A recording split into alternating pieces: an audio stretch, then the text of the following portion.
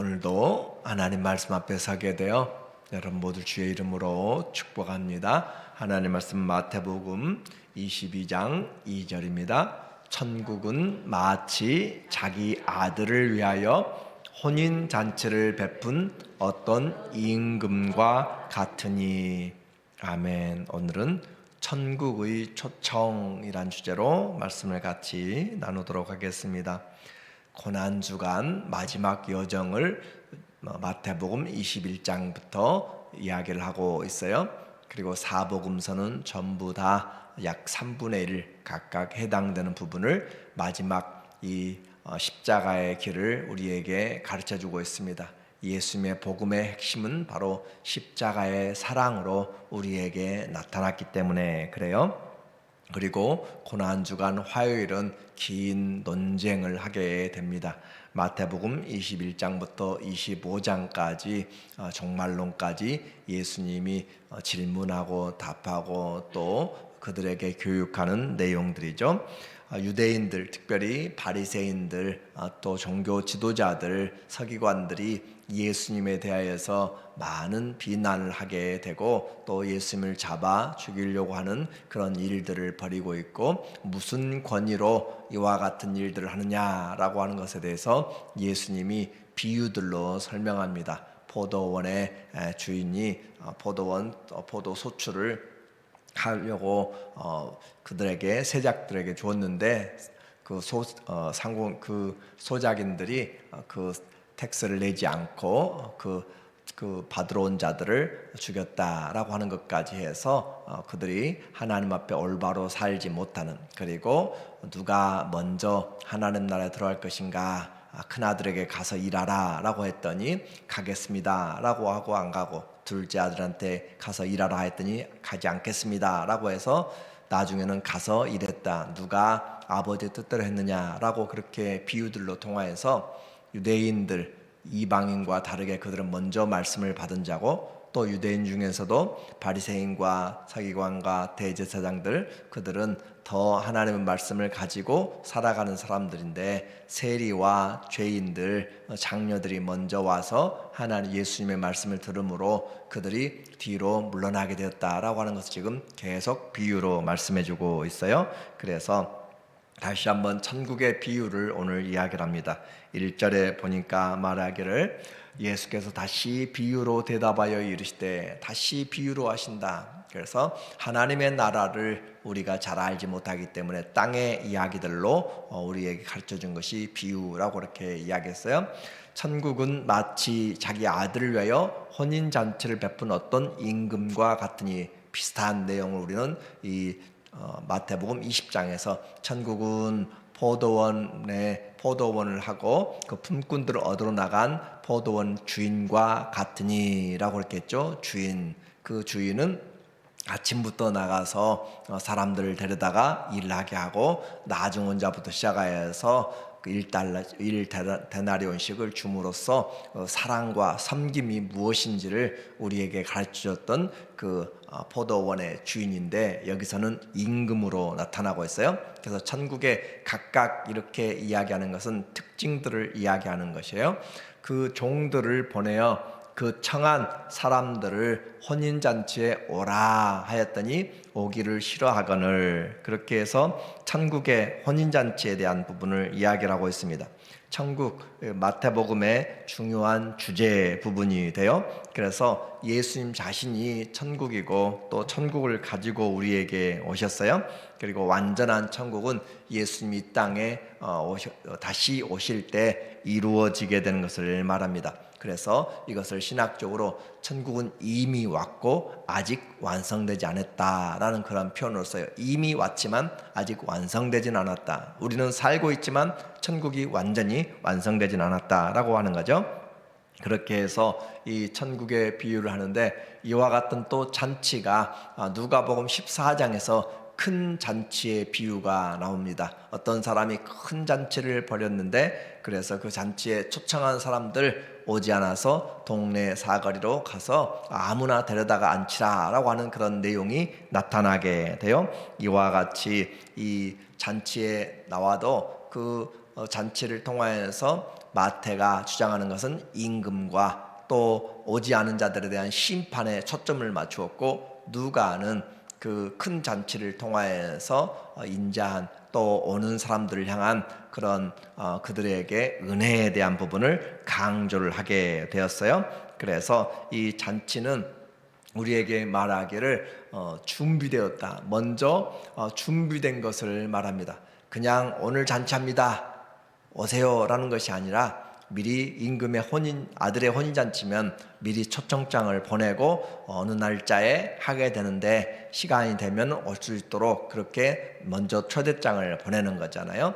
한국에서는 그렇게 잘 하지 않은데 미국에 오니까 자리 예약을 위해서 미리 사전에 언제까지 응답을 해달라라고 그렇게 한 사람들에 의해서 테이블을 세팅하고 음식을 준비하는 것이죠. 맞아요. 그렇게 하는 것이 바로 임금의 잔치였고, 그래서 사람들을 보내서 아들의 혼인잔치에 초청을 하게 되었고, 그들이 청함을 받았습니다. 3절에 말하고 있잖아요. 그래서 그 종들을 보내어 그 청한 사람들, 그러니까 이미 가기로 약속이 된 사람들, 가겠습니다 라고 확답한 사람들을, 그 청한 사람들을 혼인잔치에 오라 하였더니 오기를 싫어하거늘, 여기서 싫어한다라고 하는 것은 의도적으로 싫어하는 그런 강한 고집을 나타내는 단어예요.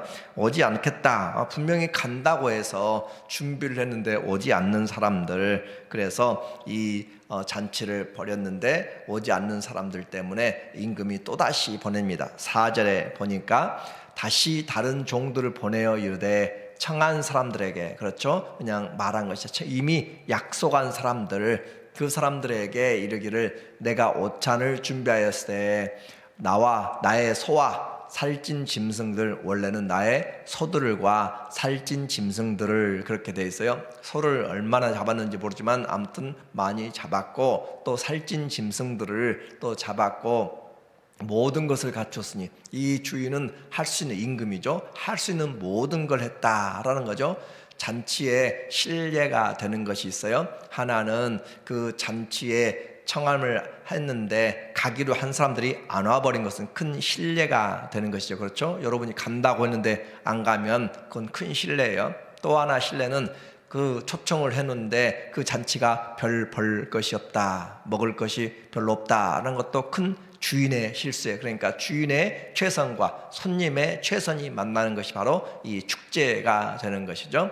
이와 같이 해야 되는데, 와서 갖추었으니 혼인잔치에 오셔서 하라 하였더니 그들이 돌아보지도 않고 완전히 무시를 했다는 거죠. 그렇게 무시를 하고, 한 사람은 자기 밭으로, 한 사람은 자기 사업하러 가고, 그렇게 해서 각각 자기 일 때문에 살아요. 자기 일 때문에 임금과의 약속을 자기 일 때문에 바꿔버린 사람들, 그렇죠. 요즘도 하나님의 복음을 자기 일로 인하여서 바빠서 하나님 앞에 나오지 않는 사람들이 얼마나 많은가라고 이야기하죠. 그 남은 자들, 이제 자기 일이 아닌 가지 않은 사람들은 종들을 잡아 모욕하고 죽이니, 점점 더 강한 그런 반대 의견이잖아요. 잡아서 모욕하고 죽였다라고 할 정도로 그렇게 이 잔치에, 곧 임금의 잔치에 불만을 가지고 있었다라고 하는 것으로 표현하고 있습니다. 그래서 이 일로 인해서 약속이 어그러졌고, 그래서 이들은 합당하지 않은 사람들이 되게 된 거죠. 7절에 말하고 있어요. 임금이 노하여 군대를 보내고 이미 약속을 했는데 그 약속을 어긴 것뿐만 아니라 종들을 잡아서 죽였다라고 하는 것은 임금에 대한 반역이 되는 거죠. 그렇게 해서 군대를 보내어 그 살인한 자들을 진멸하고 그 동네를 불사르고, 이에 종들에게 이르되, 혼인잔치는 준비되었으나 청한 사람들은 합당하지 아니하니, 먼저 초청장을 받은 유대인들이죠. 먼저 초청장을 받고 말씀을 가지고 있던 리더들, 종교 지도자들, 그 사람들은 합당하지 아니하니라고 그렇게 해요. 그래서 왕은 이제 문을 활짝 열어서 누구든지 그 잔치에 오라라고 그렇게 이야기합니다. 이 잔치, 우리는 요즘은 먹고 살기가 괜찮아서 잔치를 쉽게 생각하지만, 한국에서도 이렇게 아침, 저녁, 점심, 저녁 이렇게 세 끼를 먹기 시작한 지가 그렇게 많이 되지 않습니다. 역사에 한 5천 년의 역사에서 그렇게 삼시세끼를 임금은 빼놓고 그렇게 먹기 시작한 것이 그렇게 많지가 몇 년 안 됐어요. 그렇기 때문에 그 잔칫날 가게 되면 많은 것을 먹을 수 있는, 그래서 하나님의 나라를 비유할 때 풍성한 잔치라고 그렇게 이야기를 하고 있는 것이죠. 이렇게 했는데 그들이 오지 않았어요. 왕의 잔치에 나갈 자격이 없다라고 생각한 것이죠. 그래서 왕은 이제 종들을 보내서 나가서 아무나 길거리에 가서 누구든지 와라라고 그렇게 해서 자리를 채우도록 그렇게 말합니다. 그와 같이 왕의 말을 들은 이제 종들이 나가서 길거리 나가서 선한 사람 악한 사람 누구든지, 과거에는 청한 사람들 같이 약속을 한 사람들이지만 이제는 그런 약속이 아니라 누구든지 오도록 청하는 천국의 문이, 그 잔치가 모두에게, 이방인이나 선한 사람이나 악한 사람이나 누구에게든지 다 열렸다라고 했어요. 그래서 손님들이 가득 와서 그 잔치의 자리가 다 찼습니다. 그리고 주인이 오게 된 것이에요. 11절에 보니까 임금이 손님들을 보러 들어올세, 이 임금이 손님들을 보러 온다라고 하는 것은 그 잔치의 주인공, 호스트잖아요. 그 주인공이 와서 그 인사를 하는 거죠. 여러분이 어떤 결혼식이나 또 모임에서 주체가 되었을 때 테이블마다 돌면서 또 아니면 마이크를 통하여서 인사말을 하는 것처럼, 그와 같이 주인이 나타남으로 그 잔치는 가장 중요한 시간이 되는 거죠. 손님을 보러 들어올 때 거기서 예복을 입지 않은 한 사람을 보고 이르되, 그 손님을 보러 왔는데 모두가 다 즐겁게 마시는 중에 한 사람을 보니까 예복을 입지 않았다라는 것을 지금 지적하고 있어요. 이르되 친구여 어찌하여 예복을 입지 않고 여기 들어왔느냐 하니 그가 아무 말도 못하거늘, 그렇게 표현하고 있습니다. 여기에 뭔가 우리가 알지 못하는 일들이 지금 전통이 있는 것이죠. 산에 가서 길거리에 가서 누구든지 데려다 왔으면 그 사람들은 일하러 가다가 아니면 놀러 가다가 시간이 있어 그냥 와서 갑자기 잔치에 참여하게 되니까 있는 옷 그대로 입고 왔을 것이에요. 그런데 그것은 그 나라의 전통에서 임금은 그 궁에 들어가는 자에게, 잔치에 들어가는 자들에게 이미 예복을 다 준비해 놓고 잔치를 하게 되는 것을, 관례를 우리가 이해를 해야 돼요. 그래서 그들의 옷이 아니라 임금이 혼인잔치에는 합당한, 여러분이 장례식에도 장례식에 합당한 옷이 있는 것처럼 그와 같이 이 혼인잔치에 합당한 모습으로 준비해 놓고 궁중에 와서 그 왕을 보러 가기 전에, 그리고 잔치에 나가기 전에 옷을 갈아입고 감으로 그들이 이 잔치의 하객이 되는 것이죠. 그렇게 해서 또 손님들이 되어서 와서 하는데 그들이 할 것은 다른 것이 아니에요. 자기들의 것들을 내려놓고 그 임금이 준비한 옷을 입고 들어가서 잔치를 즐기면 되는데, 문제는 예복을 입지 않았다라고 하는 거예요. 다른 사람들은 다 입었는데 이 사람만 안 입었어요. 그것이 문제라는 거죠. 그래서 이 사람은 안 입었는데 이 말씀하는 예수님의 그 말씀, 천국의 지금 왕의 말이잖아요. 친구여 어찌하여 예복을 입지 않고 여기 들어왔느냐, 내가 준비한 것을 왜 입지 않았느냐, 그 말이니까. 그래서 이 사람이 그가 아무 말도 못하거늘, 과거 성경은 유구무원이다 그런 표현하고 있어요. 입이 있어도 할 말이 없다. 왜냐하면 자기가 틀렸기 때문에. 그래서 이 사람은 할 말이 없어요. 왜 안 입었느냐? 그것은 분명히 입어야 되는 것이고 입지 않은 것은 자기 잘못이기 때문에 그렇습니다. 그렇게 해서 유구무원인 이 삶에 대해서 잔치의 결론 13절에서 이야기해요. 임금이 사환들에게 말하되 그 손발을 묶어 바깥 어두운 데 내던지라. 거기서 슬피 울며 이를 갈게 되리라 하니라. 단순히 옷 하나 안 입었다라고 그렇게 생각하면 안 되고, 임금이 준비하고 그 혼인잔치의 의미를, 그리고 그가 악하든지 선하든지 묻지도 않았어요. 모두를 다 데려왔는데 한 가지 조건은 이 잔치에 참여하거든, 이 잔치를 축하하려거든 왕이 준비한 이 옷을 입어야 된다. 드레스 코드라고 이야기하는. 그런데 그것을 입지 않았다는 것은 이 잔치의 불만이라는 것이죠. 이 잔치가 마음에 들지 않는다라는 것을 표현한 것이 바로 그가 입고 있던 의복으로 나타나고 있는 것이에요.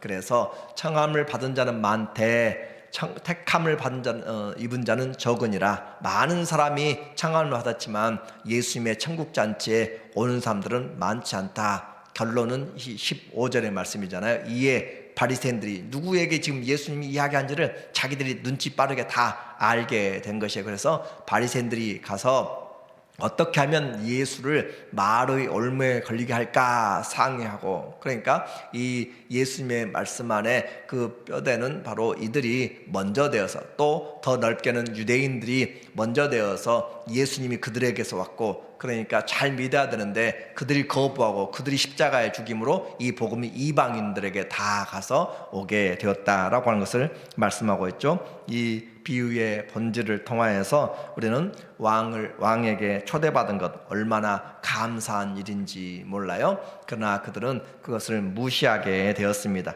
오늘 이 중요한 것, 하나님이 선지자들을 계속 보내서 종일종야 외쳤고 그 나라를 준비하며 이야기를 했지만 많은 사람들이 이 선지자들을 죽이며 그들의 말을 듣지 않았어요. 지금도 이 복음을 전하여도 듣는 사람이 있고 듣지 않은 사람도 있고, 누구든지 오라라고 하는 그 메시지로 우리에게 다가온 것이잖아요. 그러면 이 천국의 이 예복이 무엇인가라고 하는 것을 우리는 이제 생각을 해 보아야 돼요. 이 예복에 대한 부분을 말하면서 예복은 이사야서 61장 10절에 말하기를 이는 그가 구원의 옷을 내게 입히시며 공의의 겉옷을 내게 더하심이 신랑이 사모를 쓰며 신부가 자기 보석으로 단장 같게 하셨습니다. 이와 같이 우리가 입는 옷이 있다라고 하는 거죠. 하나님의 나라에 들어가려면 우리의 옛사람의 옷을 벗어버려야 되고 새 사람의 옷을 입어야 돼요. 내가 새 사람을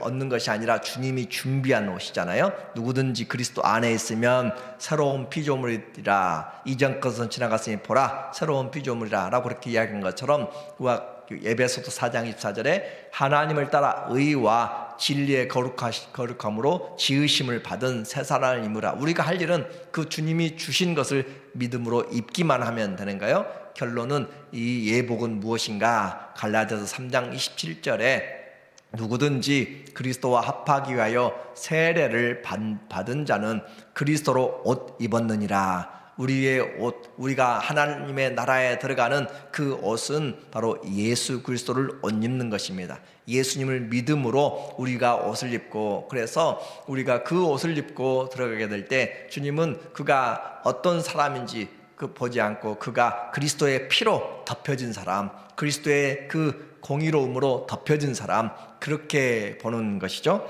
그렇게 해서 주님은 초대에 합당한 이 삶의 태도를 지금 우리에게 말씀해 주고 있어요. 심판 때에 유구무원이 되지 않는 것은 바로 우리가 그리스도로 옷 입을 때입니다. 천국에 초청받은 사람들 많지만 택함을 입은 사람들은 적다라고 했어요. 오늘 왕의 아들 누구든지 그 혼인잔치에 들어가려면 왕의 그 초대를 받고, 그리고 그 옷을 입기만 하면 되는 것. 또한 요한계시록 19장 8절에서는 그에게 허락하사 빛나고 깨끗한 세마포를 입게 하셨은즉 이 세마포는 성도들의 옳은 행실로다 라고 그렇게 표현해요.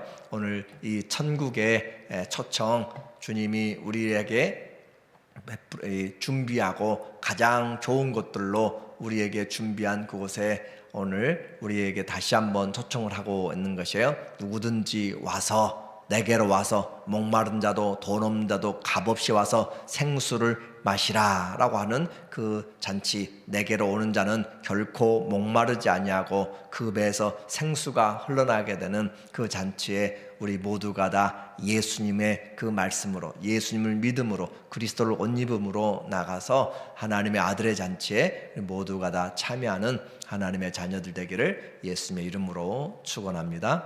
아멘. 하나님 아버지, 예수님을 우리가 옷 입고 사는지, 또 그 나라에 우리가 입어야 될 주님이 성도들의 옳은 행실로 행하신 세마포를 잘 또 우리는 준비할 수 있도록 주님 지혜가 있게 하여 주시옵소서. 모두에게 하나님께서 베풀어 주신 은혜, 하나님 우리가 주의 또 자녀들로 이 복음을 많은 자들에게 전하여서 그들도 하나님이 예비하신 그 잔치에 올 수 있도록 주님 올바른 하나님의 복음의 증인들 다 되게 하여 주시고 모두가 참여하여 주님이 주시는 왕의 잔치에 참여하는 귀한 은혜 베풀어 주시옵소서. 예수님의 이름으로 기도합니다. 아멘. 우리의